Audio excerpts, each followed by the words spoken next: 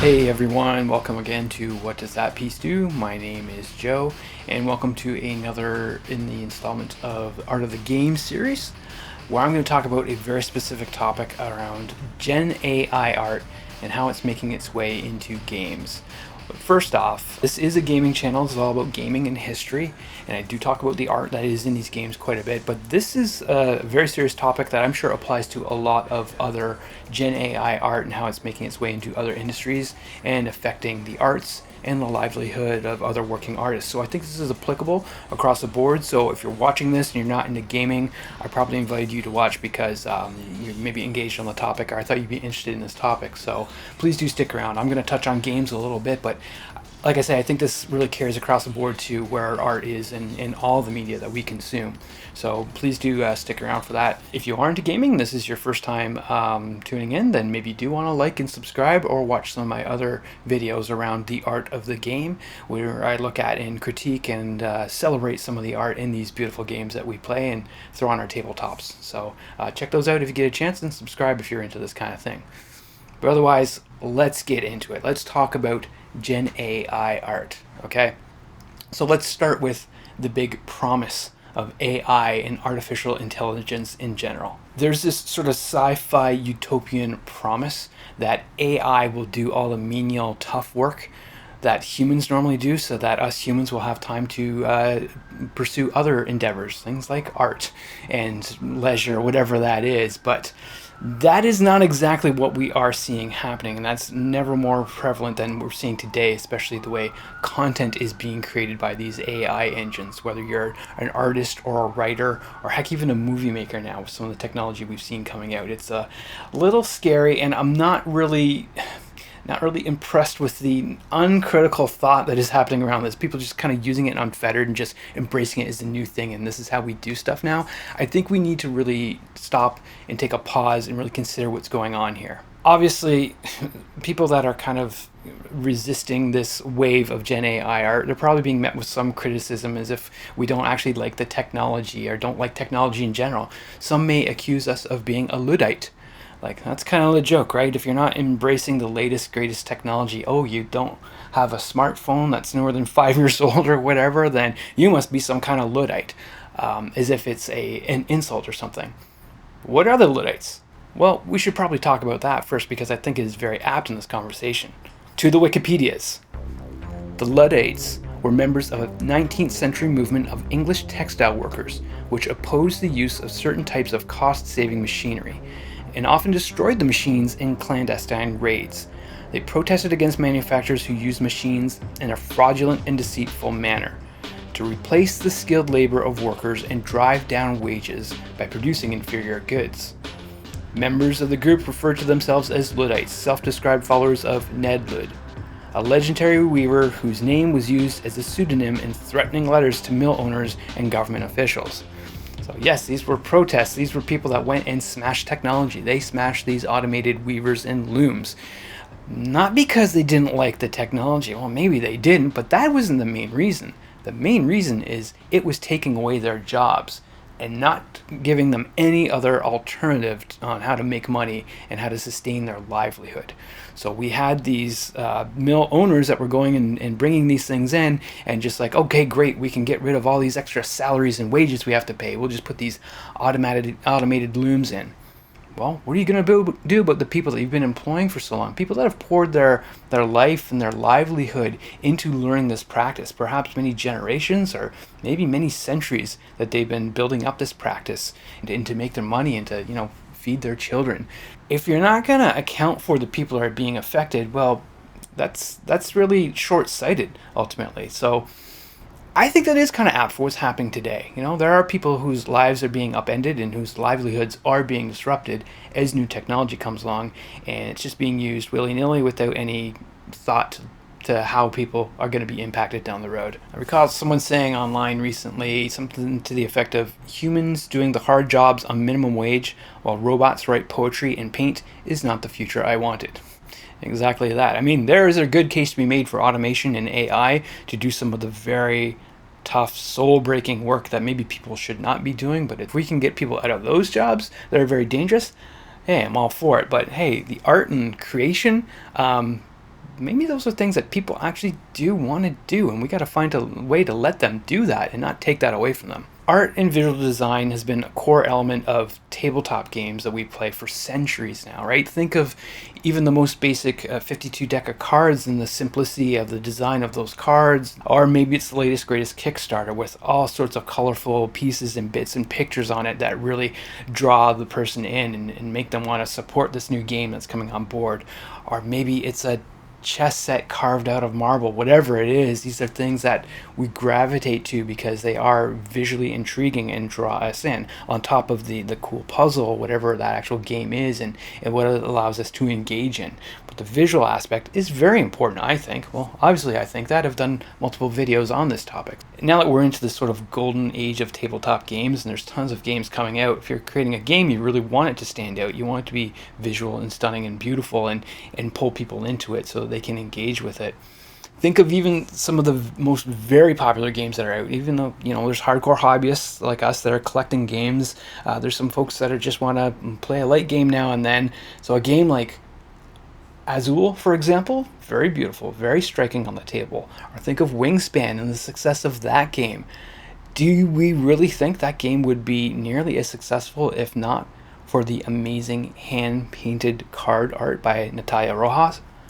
I don't think so. I think that's one of the things that truly makes the game. It's a great game overall, but that really brings it and elevates it to the next level, and it's really a core part of that game's success. So we live in this world now where art has pretty much been commodified to a point where we think it's something that we can just crank out like any other product, right? So even if GenAI art engines were really good at cranking out beautiful, masterful stuff, and I truly don't think that they are, but if it gets there at some point where it really does look like a masterpiece or a work of art as we'd think of it, you still got to think of the human element and the people behind making the art today, or the art that was been made for millennia that we have become accustomed to. Even that word masterpiece, someone said that recently in a discussion. It's like, it won't be long until these AI engines can crank out what is indistinguishable from a masterpiece. Think of that word though, masterpiece. Who is the master behind that piece? We do associate the artist with the art a lot of times anyway. It's like, okay, this is great, this is a wonderful thing. Who made that? What sort of story are they telling? Are they telling their story, someone else's story? How are they relating to the rest of the world? So Dan Thurot, aka Space Biff, he's put in a very elegant post on his blog that, go read that if you want more on the philosophy of what makes art human. I think he did a really great job there, and I really appreciate what he has produced and the art he has created through that writing too. So go check that out if you want to read more about that. But now you've got these AI engines that are essentially outright stealing from artists and stealing their works if they're online. Like, that's how these AI engines learn, and that's really why we're at this point today. The fact that so much content is available online, that's why they're able to exist at all. Because they're not just being fed stuff by artists that are specifically just, creating works that can go into a machine that can reproduce their works. These AI engines are going and scraping the internet, and even the OpenAI CEO admits that their tool would not be possible if they actually abided by copyright laws. So if you have a tool that wouldn't work properly unless it broke laws, that tool shouldn't be a thing. It's illegal by definition. It's violating these laws in doing this. Now, I can understand and appreciate the awe and the grandeur of what is happening before our eyes and these AI engines that are very powerful now, and the people that are behind them. Like, we really tend to celebrate these disruptors, the people that like to move fast and break things and come up with something new and amazing, like an AI engine. And I'm all for that if the disruption is disrupting the status quo. The thing that we break, then when we put it back together, it should help more people than it is harmful to. And that is not what I'm seeing right now with these GenAI engines. They're not helping more people than are being affected negatively by it. So let's get back to the artist here, though, and how they are affected. So if someone is leveraging AI art to put into their products that they then sell, that is one less artist that is being paid for their work and properly compensated for their work. So in effect, that money is saved. There's a salary they don't have to pay anymore, or a commission that they don't have to pay anymore, this producer of this ultimate product. So they're saving the money. That wealth still exists. All right, that money was there to begin with, and now they just have more money, or maybe they're putting it in other things that they can invest in other ways. This all tends to be wealth that concentrates towards the top, right? These are the business owners and the stakeholders that are driving all these product creations, and a lot of corporations that are cutting out wages by doing this. That wealth still exists. Now, if that wealth were to be shared with the artist that isn't doing the work anymore, and they could just go do whatever art they want, it's like, hey, we don't need you to do this commission anymore. Here's some money anyway, and just go paint or create, do whatever that is. Well, then now we get back to that utopian vision of like, great, the machines are doing it, so we can relax. But that's not going to happen to a person that has art as their career, as their livelihood, and they need to do art to make money, to live, and to survive. All right? Someone's concentrating that wealth somewhere, and it's probably just all floating to the top. And essentially, there are ways to do that. Like if we looked at things like a universal basic income, so that people can, make sure that they at least have a roof over their heads and can feed themselves, and then maybe just pursue art by other means, that would be great. But honestly, that is not happening in enough places as fast as AI art is coming along and displacing workers ultimately. Hey, I even know about a universal basic income project in my province that was started but then scrapped by the incoming government. So it would be nice to know how that would have worked. We won't know for a while now. I mean, humans make art. Visual art is necessary to our entire culture that enjoys movies, graphic novels, glossy magazines, fashion, board games, whatever that is. But humans need work to make a living. In this world that we've created to put a roof over our heads, food in their bellies, this is what they need to do to live. And in a lot of cases, it is to make art and to create things. So I think a lot of the differences of opinion on this topic comes down to whether you see art as a product or a practice, or how much of it is product versus how much of it is practice. Sometimes it is both. The practice and the ingenuity and the creativity, like we're always going to continue to make art. Like ancient humans used to make art. We are creative beings that's just kind of gone through our entire timeline. But what role art serves in a capitalist society is really what's up for debate here. Like, do we believe art should be paid for and it has a value, and that payment then can go towards someone making the living? Or do we just want to replace it with machines and data? So obviously the creation of the code to create all these AI engines, like that's a creative endeavor as well. And I think people should be applauded for the amazing feats of what they've created with these AI engines. Like that is pretty huge. It's really making our jaws drop, and people are just going and gravitating and using it. Like you should absolutely be applauded for your work and paid for your work. But ultimately, if your job could be automated by the person that's bankrolling you today, that person would do it in a heartbeat. One less salary to worry about, they'd be more than happy to do that. So I really want to point out the folks that are on the side of creating GenAI engines today, because that is their work and livelihood. I would say you have more in common with the average working artists making commissions today than you do with the people that are bankrolling either endeavor. So yeah, I'm aware that one of the biggest, most popular tabletop games today, the past couple of years, has decided to do a Kickstarter where they're using Gen AI art in some of the finished product. And to be honest, I'm not surprised, especially with that product and knowing what it is. I had played that game before. I didn't really care for it. Probably because of the art at the time. It seemed to be using a disconnected jumble of like clip art and other sources and stuff, and it visually didn't make a lot of sense to me and was not appealing to me. So I kind of just shoved that aside. Look, there's lots of games. This one is really not for me. Not too surprising that they may have gone down this route. It seems to be that kind of debate about, hey, it's a very STEM focused mindset sometimes tends to forget the humanities side of things. Science, technology, engineering, and math, they are important, but let's not forget the humanities. And I really believe the humanities, including art and history, is under attack right now. So I'd hate to see a further delineation between all these practices that all serve their purposes. But yeah, there seems to be this mindset of like STEM is what we need, but like the other stuff kind of gets forgotten. So Anyway, I don't have any great urge to play that game anytime soon. Is there a functional use for AI art in the future? Maybe, I don't know. Maybe for some idea generation, or for some templating, or for some playtest stuff. Like, I don't know.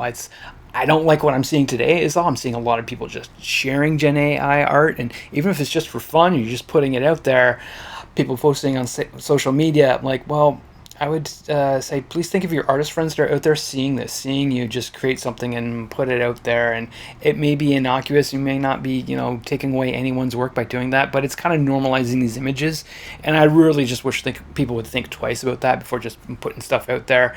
Because there are artists that are looking at this going, great, this is one more thing coming to take my gig away. I remember recently I'd signed up on WordPress. I thought I'd start doing a bit more blogging and just putting some of these thoughts into words and so people can read them. And it came, the WordPress site came with some preset art that you can use as like part of, like, it was in the media of the site that was spun up for me, and it was all this doofy looking Gen AI stuff. I'm like, why do you think it's being absolutely shoved down our throats? It's just showing up everywhere in places that I don't need to see it. It's really quite annoying. And that stuff looks like garbage. Look, at the end of the day, if your game includes art that was not created by humans, or not by humans that were properly compensated for the work, then I don't want anything to do with it. This is where I'm putting my foot down. Gen AI art and the ethics around it right now are not at a place where I want to support that. So I'm taking this stand that a lot of other reviewers and content creators are taking right now. It's like, don't even bother with the Gen AI stuff if you're sending it our way, because I'll probably know that it's there and I'll pick it apart right away for that alone. And two, I'm in no mood to support generative AI art in the state it is today, and what it's doing to the lives of established artists that are trying to make a living. Hey, this is the point then where I'd say, oh, share your thoughts in the comments and let's have a dialogue about this. I'm afraid there's not much you can do to change my mind right now. I mean, if there's some polite dialogue, maybe, but I'm pretty firm in this stance here. We can debate the merits of art in general if you want, but there's only so much I'm gonna move on that position either. But sound off in the comments, or, ideally, let's inject some positivity into share some of your favorite artists, whether they're in game design or not. I'm going to list a bunch of artists now and show some of their work to really bump them up and really show the endeavor of the human spirit and art in history games. So shout out to all of them, to all the artists working today. I love you, I love your work, and keep going, and I'm going to stand up for you, and lots of other people will. So cheers, everyone.